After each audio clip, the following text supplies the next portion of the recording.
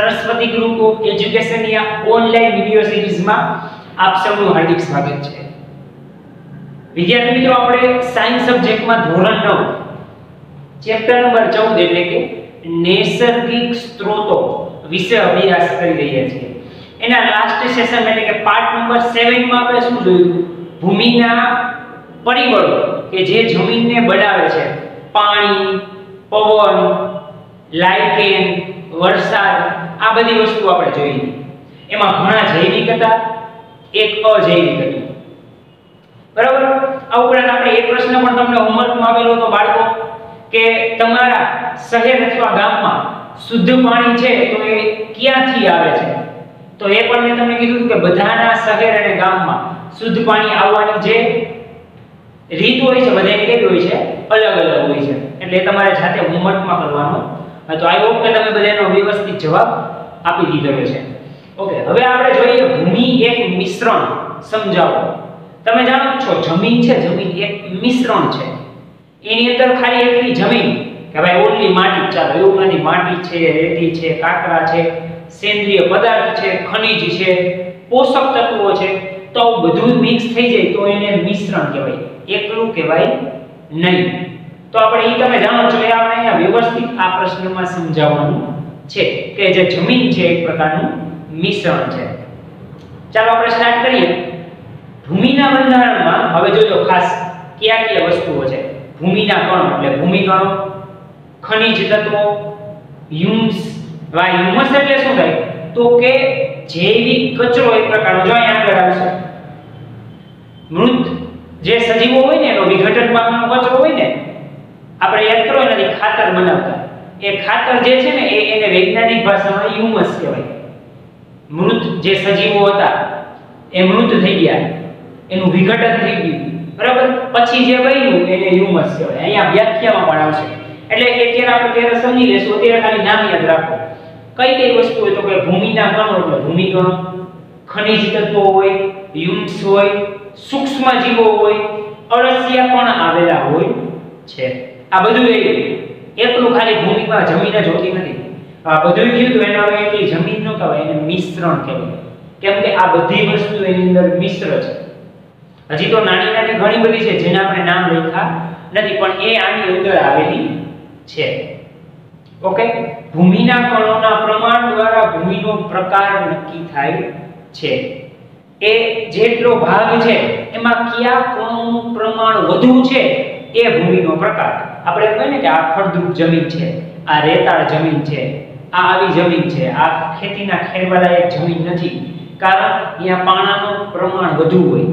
ફળદ્રુપ જમીન તો અહીંયા માટીનું પ્રમાણ વધુ હોય, તો સારી એવી જમીન હોય પાક માટે, બરાબર। તો એ જે કયો ભાગ વધારે આવેલો છે એના ઉપરથી પ્રમાણ નક્કી થાય। ખનિજ તત્વો જમીનની ફળદ્રુપતા વધારે છે। ભૂમિમાં તેની પ્રાપ્તિ કયા પથ્થરમાંથી બનેલી છે તેના પર પણ આધાર રાખે છે। હવે તમે જાણો છો જેમ ખનિજ તત્વો જમીનમાં વધુ એમ તમારી જમીન સારી અને એનો તમારો પાક સારામાં સારો ઉગે। આવું તમે 8મામાં ભણતા યાદ કરો, 8મામાં ચેપ્ટર નંબર 1 પાક ઉત્પાદન અને વ્યવસ્થાપન, એમાં બધી વસ્તુ આવતી।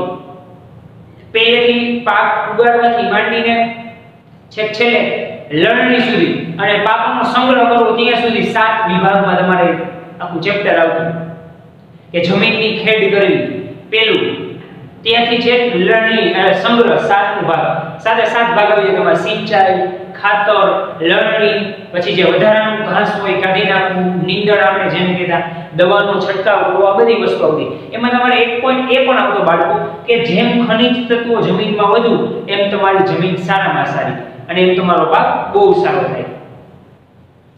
વનસ્પતિના વૃદ્ધિ તેમજ વિકાસ માટે પોષક તત્વો અગત્યના છે। હવે તમે જાણો છો વનસ્પતિ જે છે, જે કોઈ પણ આપણે પાક ઉગાડેલો છે, એ વૃદ્ધિ અને વિકાસ ક્યારે થશે? જો એને પૂરતા પ્રમાણમાં બધા જ પોષક તત્વો મળશે તો, અને તો જ, અધરવાઇઝ એ વૃદ્ધિ અને વિકાસ ઝડપથી થશે નહીં। સાથે સાથે નીંદણ પણ વધારાનું ઉગી ગયું તો શું કરશે? એનો ભાગ એમાંથી પડાવશે, એનો ભાગ એમાંથી પડાવશે તો વધારાની વૃદ્ધિ અને વિકાસ થશે નહીં, એટલે વૃદ્ધિ ઝડપથી અટકી જાય। એટલે પોષક તત્વો અગત્યના છે। યસ, હવે આપણો હ્યુમસ વાળો પોઈન્ટ આવ્યો. એની વ્યાખ્યા શું છે? તમે આવો શબ્દ પહેલી વાર સાંભળ્યો હોય, બરાબર, પણ શબ્દ પહેલી વાર સાંભળ્યો છે. બાકી આ વસ્તુ તો તમે ઓલરેડી જોઈ જ ગયા છો, ખાલી નામ એનું નવું છે. આ એના જેવું છે. ભૂમિમાં રહેતા મૃત સજીવોના વિઘટન પામેલા ટુકડાઓને હ્યુમસ કહે છે. હવે અમુક ટુકડા જમીનમાં ઉપર હોય, અમુક એવા હોય કે જમીનમાં દટાઈ ગયા વર્ષો સુધી, કઈ ભૂકંપ આવ્યો એવી પરિસ્થિતિ થઈ તો હવે શું થયું? પ્રાણી હોય, સજીવ હોય, એના પોતાના શરીરના ટુકડા જે થઈ ગયા અને જમીનમાં દટાઈ ગયા. હવે એમને તો રહેવાના નથી. એનું શું થાય? વિઘટન ચાલુ થાય.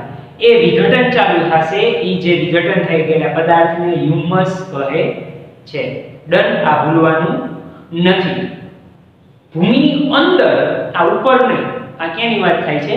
અંદરની વાત થાય છે. ઉપર હવે એક પડ આવી ગયું, સપોઝ વાત કરો કે ધરતીકંપ આવ્યો, ભૂકંપ આવ્યો, તો અમુક વસ્તુ નીચે દટાઈ ગઈ, જ્વાળામુખી થયો નહીં, તો દટાઈ ગઈ. હવે એનું વિઘટન થશે, અંદર હશે એટલે કંઈક તાપમાન લાગશે, દબાણ લાગશે. એ વિઘટન થયું એ હ્યુમસ તરીકે ઓળખાય છે. ચાલો, હ્યુમસ ક્લિયર. આ પણ જમીનની અંદર રહેલું હોય છે. જો અહીં આવી ગયું હ્યુમસ. ઓકે, હજુ આપણે આગળ વધીએ આ જ પ્રશ્નમાં.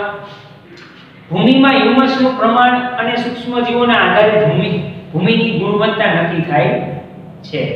આ કેટલું પ્રમાણમાં હ્યુમસ રહેલું છે, આ ઉપરાંત કેટલા પ્રમાણમાં સૂક્ષ્મજીવો રહેલા છે, એને આધારે પણ તમારા જમીનની ગુણવત્તા કેવી છે નક્કી થતી હોય છે. તેઓ ભૂમિને છિદ્રાળુ બનાવી હવા તેમજ પાણીને અંદર બહાર કરવાની પ્રક્રિયા સહેલી કરી નાખે છે. છિદ્રાળુ એટલે કેવી? તો કે કાણાવાળી કરી નાખે. સ્વાભાવિક છે, કાણાવાળી થશે તો એની પાણી પણ અંદર જઈ શકશે અને બહાર આવી શકશે, અને હવા અંદરની બહાર આવી શકશે, બહારની અંદર જઈ શકશે. તો એ અંદર એ રસ્તો છે પાણી હવાનો, એ કેવું કરી નાખશે? સહેલો કરી નાખશે, જેથી જવામાં, અંદર બહાર જવામાં મદદરૂપ થાય. ઓકે, હ્યુમસ અને સૂક્ષ્મજીવો ભૂમિના ઉપરી સ્તર પર હોય છે. હવે તમે યાદ કરો, તમારે 8માં આવતું આમ જમીનના સ્તર આવતું, આપણે આગલા લેક્ચરમાં પણ સમજાવેલું હતું. અલગ અલગ 4 થી 3 પ્રકાર આવતા. પહેલો ભાગ હોય A હોય, પછી B હોય, પછી C હોય, આવી રીતના આવતું. મોટા પેલા નાના ખડકો હોય, મોટા એનાથી મોટા ખડકો હોય, બરોબર. તો ઉપરનું જે સ્તર હોય ને, ઉપરી સ્તર, આમાં હ્યુમસ અને સૂક્ષ્મજીવો આવેલા હોય એ સ્તરમાં. ઈસા ઉપર જ હોય, બહુ નીચે ન હોય, એ સ્તરમાં આવી ગયેલા હોય છે. અળસિયા ભૂમિને ઉપર નીચે કરી તેનું કુદરતી રીતે ખેડાણ કરે છે. હવે તમે જાણો છો, અળસિયા છે એ ખેડૂતના મિત્ર કહેવાય. શું કામ? કેમ કે એ જમીનને ઉપર નીચે કરી નાખે છે. કેમ કે નીચે હોય, અંદર ત્યાંથી ઉપર આવે એટલે જમીનને લેતા આવે, અને ઉપરની જમીનમાંથી નીચે જાય એટલે ઉપરની જમીન નીચે જાય, એટલે જમીન આખી કેવી થઈ ગઈ? આ ઉપરનો ભાગ તો એ નીચે આવી ગયો, નીચેનો ભાગ ઉપર આવી ગયો. તો એવું યાદ કરો, આપણે કરતા જ્યારે પાકની ફેરબદલી થઈ ને, ત્યારે આપણે ખેતરમાં ખેડાણ કરી. ખેડાણ કરી એટલે શું થાય? જમીન ઉપર નીચે થાય. ઉપરની જમીનમાં એકવાર પાક ઉપયોગમાં આવી ગયો એટલે એના પોષક દ્રવ્યો વપરાઈ ગયા હોય, એટલા માટે શું થતું હોય? એ જમીન નીચે વહી જાય, અને જેના પોષક દ્રવ્યો જમીનને નથી વપરાણા એ ઉપર આવી જાય, એટલે પાક સારામાં સારો થાય, તમારા પાકને વધુમાં વધુ પોષક દ્રવ્યો મળી રહે. ઈ કામ આપણને કોણ કરી દે છે? તો કે અળસિયા કરી દે છે. એટલા માટે ખેડૂતના મિત્રોમાં અળસિયા આવે છે, અને અળસિયા સૂક્ષ્મજીવો જ છે, પરંતુ એ કેવા છે? મિત્ર છે. આ પણ તમારે યાદ કરો બાળકો, 8મા ધોરણમાં બીજું ચેપ્ટર આવતું, સૂક્ષ્મજીવો, મિત્ર અને શત્રુ. તો દૂધમાંથી તમે દહીં બનાવો લેક્ટોબેસિલસ બેક્ટેરિયાની મદદથી, તો આ શું થયું? મિત્ર થયા. પછી ઘણી રસી આવતી રોગચાળો ફેલાવવા માટે, તો એ આપણા શત્રુ થયા. ઓકે, તો અળસિયા છે આપણા શું થશે? મિત્ર થશે. ઓકે બાળકો, તો આ પ્રશ્ન અહીંયા સુધી છે. ઓકે, આટલા પોઈન્ટ્સ લખેલા છે તમારી બુકમાં, એક વખત નોટ ડાઉન કરી લ્યો. વિદ્યાર્થી મિત્રો, આપણે ભૂમિનું બંધારણ જોયું. ત્યારબાદ હવે આપણે જોઈએ ભૂમિ પ્રદૂષણ શાનાથી થાય છે, અને તેનાથી પ્રદૂષણ થાય તો જમીન પર, ભૂમિ પર શું અસર થાય છે. ઓકે, પ્રદૂષણ તો આપણે જોઈ લીધું, આટલા કારણોથી થાય છે, પરંતુ આ ભૂમિના પ્રદૂષણથી આપણી જે જમીન રહેલી છે એ જમીન પર શું અસર થાય છે, બરાબર? એ આપણે હવે જોવાની છે. કઈ અસર થાય છે એ આપણે જોવાની છે. તો આપણે જોઈએ કે આધુનિક ખેતીમાં, એટલે કે અત્યારની જે ખેતી હાલમાં જે છે એમાં એમાં ખાતરો અને જંતુનાશક દવાનો વધુ પડતો ઉપયોગ થાય છે, જેનાથી શું થાય? ભૂમિનું પ્રદૂષણ થાય છે. અવનવા તમે જોતા હશો એડવર્ટાઇઝમેન્ટ પણ આવતી હોય, કૃષિની એવી ચેનલો હોય, એમાં ખાતરની એડવર્ટાઇઝ આવતી હોય, આ કંપનીનું, અમારી કંપની સારી, અમારી કંપની સારી. આવા ઘણા બધા અલગ પ્રકારના જંતુનાશક દવા છે, ખાતરોની કંપની છે, એનો અત્યારે હાલમાં કૃષિમાં વધુ પડતો ઉપયોગ છે. એટલે શું થાય? એ તમે જમીનમાં નાખો એટલે સ્વાભાવિક છે તમારી જમીનમાં અલગ અલગ પ્રકારના નવા કેમિકલ ભળશે, અને જેવા જમીનમાં કેમિકલ ભળશે એટલે જમીનનું પ્રદૂષણ વધશે. એ તો ફાઇનલ વાત જ છે. જમીનનું પ્રદૂષણ શું થશે? આપમેળે વધવાનું છે. ભૂમિ પરથી વનસ્પતિ આવરણો દૂર કરવાથી પણ પ્રદૂષણ થાય છે. વનસ્પતિ હોય તો શું હોય કે એક પ્રકારની સેફટી છે. પાણી પડે તો એ ઝડપથી ઘસાઈ ન જાય બધું, કેમ કે વનસ્પતિનું જે ઘટાદાર પવન હોય ને, વનસ્પતિ એ પાણીનો પ્રવાહ હોય ને રોકી દે, એટલે આખી વનસ્પતિનો ઉપરનો જે ભાગ હોય ને એ તણાઈ ન જાય, ને જે દ્રવ્યો એમનો પડ્યા રહે. આ તો શું હોય? વૃક્ષો ન હોય તો બધું સળંગ તણાઈ જશે. જે પોષક દ્રવ્યો ઉપર રહેશે જમીનમાં એ શું થાય? પાણી ભેગા તણાઈને વહી જશે, ખાલી જમીન રહી જશે, જે આપણે કાંઈ કામની નથી. ખાલી જમીન યાદ રાખજો કામની નથી, સારી પોષક દ્રવ્યો વાળી જમીન કામની છે. બાકી તો પટના પટાઈ કેટલા પડ્યા છે. કેમ ત્યાં બધા ખેતી નથી કરતા? કેમ કે ત્યાં પોષક દ્રવ્યો નથી અને ખેતીને અનુકૂળ જમીન નથી, કેમ કે પ્રદૂષણ વાળી છે. તો આવા કારણોથી પણ પ્રદૂષણ થાય છે, વનસ્પતિના આવરણો દૂર કરવાથી પણ. એટલે ટૂંકમાં ઉપર વૃક્ષો હોવા જરૂરી છે. વધુ પડતા ખાતર અને જંતુનાશક દવાના ઉપયોગથી ભૂમિના સૂક્ષ્મ જીવો નાશ પામે છે. મેં તમને હમણાં જ વાત કરી, અલગ અલગ પ્રકારના જંતુનાશક દવા હોય, એ અલગ અલગ પ્રકારના કેમિકલમાંથી બન્યા હોય, ખાતર અલગ અલગ કંપનીનું હોય, એ તમે જમીનમાં નાખો તો એનાથી શું થાય? જમીનને પોષક દ્રવ્યો મળે કે ન મળે પછીની વાત છે, પરંતુ એની અંદરના જે સૂક્ષ્મ જીવો હોય ને, એ અલગ અલગ પ્રકારની કંપનીના આવવાથી અને એના વધુ પ્રમાણ પડવાથી એનો નાશ થઈ જાય છે. એ અંદર જે ખાતર અને જંતુનાશક દવા જાય ને એટલે સૂક્ષ્મ જીવોનો નાશ થઈ જાય છે, જે આપણા માટે હાનિકારક છે. મતલબ એ જમીન માટે ખૂબ જ ખરાબ વસ્તુ કહેવાય. આગળ જોઈએ, હ્યુમસ બનાવવામાં મદદરૂપ તેમજ પોષક દ્રવ્યોના પુનઃચક્રીયકરણમાં મદદરૂપ અળસિયાનો પણ નાશ થાય છે. સ્વાભાવિક છે, તમે જમીનમાં દવા છાંટશો તો શું થશે? એ જમીનની અંદર રહેલા અળસિયાને પણ એ દવા આવવાની જ છે, તો એ દવા અળસિયાને પણ અસર કરશે. તો શું થશે? અળસિયાનું મૃત્યુ થશે. અળસિયાનું મૃત્યુ થશે એટલે જમીનનું ચક્રીયકરણ, પુનઃચક્રીયકરણ એટલે કે ઉપર નીચે થવું. હમણાં જ આપણે આગળના પ્રશ્નમાં જોઈએ કે ખેડૂત છે એના અળસિયા શું છે? એના મિત્ર કહેવાય. શું કામ? ખેતરને પોચા બનાવે છે અને જમીનને ઉપર નીચે કરે છે. હવે એ તમે દવાનો છંટકાવ કરો અને અળસિયાને મારી નાખો તો એ વસ્તુ ઝડપથી હવે પોસિબલ બનશે નહીં, અને પોસિબલ નહીં બને તો એ પણ હાનિકારક થશે. આગળ આપણે જોઈએ બાળકો, જો ટકાઉ કૃષિ ન કરવામાં આવે તો ઉપજાઉ જમીન, પડતર જમીન પણ ટૂંક જ સમયમાં થઈ જાય છે. અમુક જમીન એવી હોય કે ખૂબ જ ટકાઉ હોય, પરંતુ અહીંયા વર્ષો સુધી ખેતરમાં કાંઈ પાક ઉગાડવામાં જ ન આવતો, એમને પડેલી હોય, તો હવે એ કેવી થઈ જશે? પડતર જમીન થઈ જશે, પટ જેવી થઈ જશે. કેમ કે હવે એનો કોઈ ઉપયોગ કરતું નથી. તો ઉપયોગ બને એમ ચાલુ જ રાખો. જેમ તમે ઉપયોગ કરવાનો બંધ કરી દેશો તો એ જમીન કેવી થઈ જશે? પડતર જમીન. પડતર જમીનમાં ક્યારેય પાક સારો એવો થતો નથી અને એ ક્યાંય કામમાં પણ આવતી નથી. એટલે વસ્તુ ખાસ બાળકો મગજમાં રાખજો કે વ્યવસ્થિત જમીનનો ઉપયોગ કરવો અને ચાલુ જ રાખવા પાક ઉગાડવાના, નકર જમીન કેવી થઈ જાય? પડતર જમીન થઈ જશે. આગળ વધીએ, ઉપયોગી ઘટકો જમીનમાંથી દૂર થઈ હાનિકારક પદાર્થો અંદર પડે છે. આ પણ શું છે? જમીનના પ્રકારનું પ્રદૂષણ છે. એની અંદર સૂક્ષ્મ જીવો છે, ખનિજો છે, એ તો જમીનને જોઈ છે, પરંતુ ધોવાણથી એ દૂર થઈ જાય અને બીજા હાનિકારક પદાર્થો, એટલે કે અહીં આપણે વાત કરીએ જંતુનાશક દવા, ખાતરો જમીનમાં ભળે તો એ તમારા જમીનનો બગાડ થાય છે, સારી જમીન રહેતી નથી.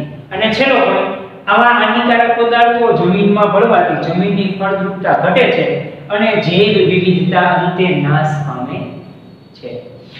આવા હાનિકારક પદાર્થો એટલે કયા? મેં તમને કીધું એમ દવા છે, જંતુનાશક દવા, અલગ અલગ પ્રકારના ખાતરો આવા જમીનમાં ભળે એટલે શું થાય, જમીનની ફળદ્રુપતા ઘટી જાય અને જેમ જમીનની ફળદ્રુપતા ઘટે એમ તમારી જૈવ વિવિધતા નાશ પામે. હવે એમાં સારામાં સારો પાક પહેલા જેવો પાક થશે નહીં, કારણ કે એની ફળદ્રુપતા ઘટી ગઈ.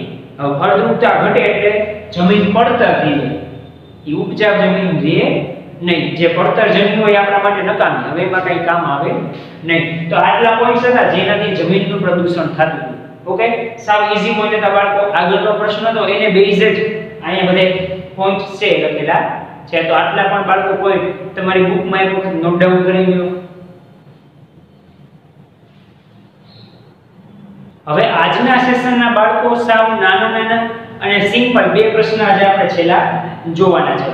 શું છે તો કે કેવી રીતે ભૂમિ નિર્માણ કરવાના કેટલાક પરિબળો તેને નષ્ટ કરવાની જવાબદારી બની શકે છે. અમુક પરિબળો એવા છે કે જેનાથી ભૂમિ નિર્માણ થઈ શકે, પરંતુ એ જ પરિબળોને કારણે ભૂમિ છે એ નષ્ટ થઈ શકે છે. તો એવી શું રીત છે કે એનાથી આપણે ભૂમિ નિર્માણ કરતા હોય પરંતુ ભૂમિ નષ્ટ થઈ શકે છે, એ આપણે જોવાની છે. સાવ સિમ્પલ નાના 3 પોઈન્ટ તમને આપેલા છે. સાવ સહેલો પ્રશ્ન છે. જોઈએ આપણે. એક સ્થળે જોવા મળતી ભૂમિ લાંબા સમયના અંતે નિર્માણ પામેલી હોય છે, પરંતુ તેનું નિર્માણ કરવા માટે કેટલાક પરિબળો જવાબદાર હોય. એક્ઝામ્પલ તરીકે પવન, પાણી, આ બધે. બરાબર, તમને એમ થાય ઓહો આ મસ્ત જમીન છે, પરંતુ એ જમીન એમનેમ તૈયાર ન હોય, એમાં પવનનો ઘણો બધો હાથ હોય, પાણીનો હાથ હોય. કઈ રીતે તો કે અહીંયા પાણી આવતું હોય એટલે જમીન છે મસ્ત બની ગઈ હોય, પવન આવતો હોય તો આજુબાજુમાંથી જે ઉડીને આવ્યા હોય પોષક દ્રવ્ય નહીં અહીંયા વ્યવસ્થિત થપાઈ ગયા હોય, એટલે એ બહુ લાંબી પ્રોસેસ હોય.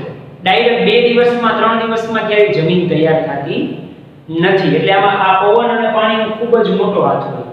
ભૂમિ પર વનસ્પતિ ન હોય તો તીવ્ર પવન કે પાણીના તીવ્ર વહનથી ભૂમિના કણો સ્થળાંતરિત થઈ જાય છે. હમણાં જ આપણે વાત કરી કે વનસ્પતિ જે છે જમીન ઉપર ન હોય તો શું થાય, કાં તો પવન ફૂંકાય, કાં તો વરસાદ ફૂલ આવે ક્યારે તો શું થાય, બધું તણાઈ જાય જે પોષક દ્રવ્યો હોય. હવે તો એ જમીન કેવી થઈ જાય, સાવ સાફ જમીન થઈ ગઈ, એનું આપણે કાંઈ કામ હોતું નથી. એના જે પોષક દ્રવ્યો હોય સ્થળાંતરિત એક સ્થળેથી બીજા સ્થળે વહી જાય. તો આપણી જે જમીન હતી ત્યાંથી તો એ સ્થળે બદલાવી દીધી, ત્યાં તો આપણે પાક વાવવાનો હતો, ત્યાં તો પોષક દ્રવ્યો છે ને, તો હવે કાંઈ કામનું છે નહીં. એટલે ત્યાં સ્થળાંતરિત થઈ જાય તો પણ એક શું બને, નકામું બને. ઓકે, આ રીતે ભૂમિના પથ્થર બહાર આવે છે અને ભૂમિ નષ્ટ થઈ જાય છે. હવે પહેલા બહાર શું હતું તો કે પોષક દ્રવ્યો હતા, બરોબર, ખનિજ દ્રવ્યો હતા, એ બહાર હતા.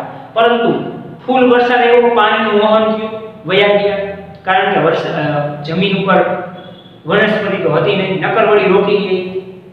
ફૂલ પવન આવ્યો તો અહીંયા વનસ્પતિ નથી, નકર એ રોકી ગઈ, તો પણ પોષક દ્રવ્યો સ્થળાંતરિત થઈ ગયા, એટલે કે એક જગ્યાએથી બીજી જગ્યાએ વયા ગયા. એના કારણે શું થાય, હવે પથ્થરો બહાર આવવાનું ચાલુ થઈ જાય.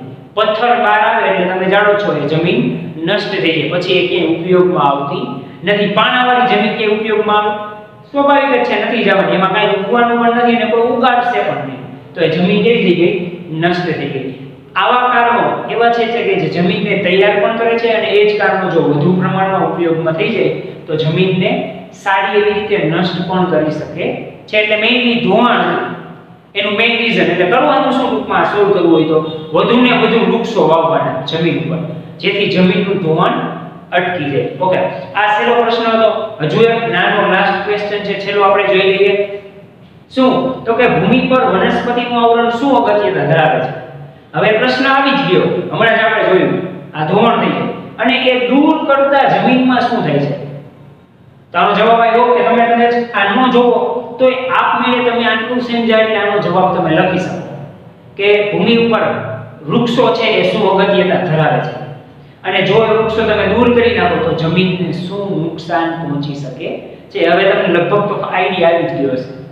ઓકે, છતાં પણ નાનો પ્રશ્ન આપેલો છે 4 પોઈન્ટનો, તો આપણે જોઈ લઈએ. પહેલો પોઈન્ટ, ભૂમિ પર આવેલા વનસ્પતિના આવરણો પહેલા તો ભૂમિના સ્તરને ઉતારવાની ભૂમિકા ભજવે છે. શું તો કે પાણીને ભૂમિના સ્તરની અંદર ઉતારવાની ભૂમિકા ભજવે છે. જો પથ્થર હશે તો પથ્થરમાં તમે જાણો છો કે પથ્થરમાં ક્યારે પાણી અંદર જાય નહીં, પથ્થરમાં આગળ વહી જાય. પણ હા, ઉપર પદાર્થો હશે, સારી એવી જમીન હશે તો શું થાય, પાણી જમીનમાં અંદર ઉતરશે અને જેમ પાણી જમીનમાં અંદર ઉતરે એ જમીન બેસ્ટમાં બેસ્ટ, સારામાં સારી પાક ઉગાડવા માટે.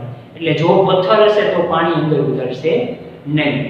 આગળ જોઈએ, વનસ્પતિના મૂળ જમીનનું ધોવાણ થતું અટકાવે છે. હમણાં આપણે આગળ પોઈન્ટ આવી ગયો, એના મૂળ હોય શું હોય, જમીનનું ધોવાણ ન થવા દે. જેમ આપણે કીધું હતું એની પોષક દ્રવ્યો સ્થળાંતરિત થઈ જતા હતા.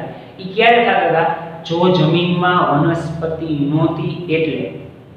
પણ જો તમે અહીંયા સારી એવી વનસ્પતિ વાવી દો તો બધી વનસ્પતિના મૂળ હશે તો મૂળ જમીનનું ધોવાણ અટકાવશે, તમારી જમીનના પોષક દ્રવ્યો સ્થળાંતરિત થવા દેશે નહીં. એ સારામાં સારું. આગળ આપણે જોઈએ, સમગ્ર વિશ્વમાં મોટા પાયે જંગલો કપાવાથી વનસ્પતિના આવરણો દૂર થાય છે. અત્યારે તમે જાણો છો માનવીને પોતાની વિવિધ પ્રવૃત્તિઓ જેમ કે ફર્નિચર, બીજી ઘણી પ્રવૃત્તિઓથી લાકડું જોઈએ છે, બરાબર? અને લાકડું જોઈએ છે, લાકડાની માંગ ક્યારે ઘટતી નથી. તો આના કારણે શું થાય, સમગ્ર વિશ્વમાં જંગલો કપાવા માંડ્યા છે અને જંગલો કપાય છે એટલે વનસ્પતિના આવરણો દૂર થવા માંડ્યા છે. એને રોકવું જોઈએ જેમ બને. અને ભૂમિનું ધોવાણ થાય છે. તમે જાણો છો કે જો વનસ્પતિના આવરણો જમીન ઉપરથી દૂર થઈ જાય તો જમીનનું ધોવાણ સ્ટાર્ટ થઈ જાય. જમીન બિનઉપજાઉ બનતી જાય છે, કારણ કે હવે જે જમીન ઉપર વનસ્પતિ નહીં હોય ત્યાં પોષક દ્રવ્યો લાંબા સમય સુધી રહેશે નહીં. ત્યાં જમીન ઉપર પવનનું અને પાણીનું એક ધોવાણ આવી ગયું તો હવે શું થશે, એ જમીન બિનઉપજાઉ બની ગઈ. બિનઉપજાઉ બની ગઈ મતલબ હવે ત્યાં ટકાઉ જમીન એટલે કે સારી એવી જમીન રહેશે નહીં, પથ્થર બની જશે. ફળદ્રુપ જમીન નહીં હોય અને જમીન ફળદ્રુપ નહીં હોય તો અહીંયા તમે તમારો પાક પણ સારો એવો ઉગાડી શકવાના નથી. આગળ છેલ્લો પોઈન્ટ જોઈએ, વનસ્પતિ આવરણો વગર પર્વતીય અને ઊંચાણવાળા વિસ્તારોમાં ઝડપથી ધોવાણ થાય છે. કારણ કે ઊંચાણવાળા વિસ્તાર હશે અહીંયા વનસ્પતિ આવરણો કેવો હોય, બહુ ઓછા હોય. તો અહીંયા તો પવન બહુ જ ફૂંકાતો હોય, પાણી એટલું ઝડપથી આવતું હોય તો અહીંયા શું હોય, ઝડપથી વનસ્પતિનું ધોવાણ થઈ જાય છે. ઓકે બાળકો, તો આટલા પોઈન્ટ પર તમારી બુકમાં એક વખત નોટ ડાઉન કરી લો.